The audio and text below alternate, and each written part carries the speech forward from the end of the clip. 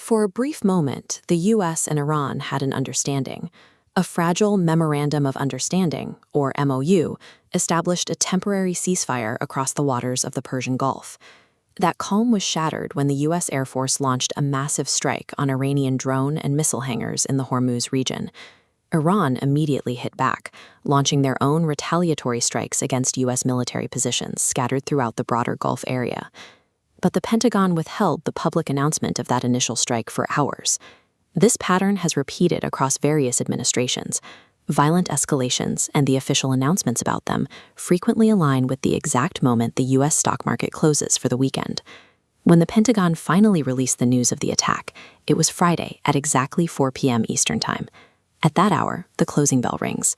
Everyday retail investors are locked out of trading for the next 2 days. Faster, building tension. Over Saturday and Sunday, a global fog of war descends. Headlines spread panic, and commodity prices shift, while the portfolios of average citizens remain frozen in place. Meanwhile, well-connected insiders do not face those same restrictions. They use this window to place massive bets on volatile commodities like oil, positioning themselves for the market reaction on Monday morning. Waiting until Friday afternoon to announce a strike creates a structural barrier. It prevents the public from reacting in real time, effectively clearing the board for those with the access to trade while the markets are closed. This chart tracks the profit margins of America's big 6 banks. Leading up to March, their profits were in a visible decline. That trend reverses the moment the US-Iran military escalation begins. As violence breaks out, bank profits take a sharp vertical turn. This happens because these financial institutions serve the world's largest energy giants and defense contractors. When conflict erupts, billions of dollars in new government allocations flow directly to companies like Boeing and Lockheed Martin to ramp up production. Simultaneously, banks capture significant gains from high-volume trading on oil futures as global supply lines are threatened over the weekend. With the Big Six serving as the primary financial conduits for the defense and energy sectors, their bottom lines have become structurally linked to the persistence of regional instability. Iran has its own method for turning regional tension into revenue, centering on the geography of the Strait of Hormuz. By exerting control over this narrow bottleneck, Iran positions itself to command the transit of almost all vessel traffic through the region. They have moved to extract transit tolls from global shipping entities, a strategy projected to generate up to $40 billion in extra income.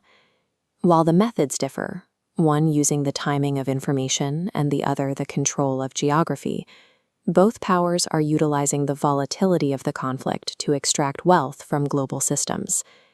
While insiders capture billions, the everyday public pays the price through soaring fuel costs and the resulting wave of inflation. It becomes a cycle. Strikes occur, prices rise, and profits are captured, followed by a temporary ceasefire that resets the board for the next escalation. Mahatma Gandhi warned that an eye for an eye makes the whole world blind. In this theater, that blindness is sustained by the financial rewards of retaliation. This cycle risks drawing neighboring nations, including Israel, into a wider regional war that would be far more difficult to contain. In the end, citizens in the US and Iran carry the weight of the risk. They provide the human and financial capital that fuels this eye for an eye economy. The wealth generated in the dark 48-hour window between Friday afternoon and Monday morning represents a massive transfer of value. Under these conditions, diplomatic announcements about ceasefires appear to be temporary measures, pauses that allow assets to be repositioned for the next profitable window. Lasting peace remains elusive as long as the 48-hour weekend war continues to serve as such a powerful engine for profit. If you value clarity over chaos, explore more on Clear Lens X.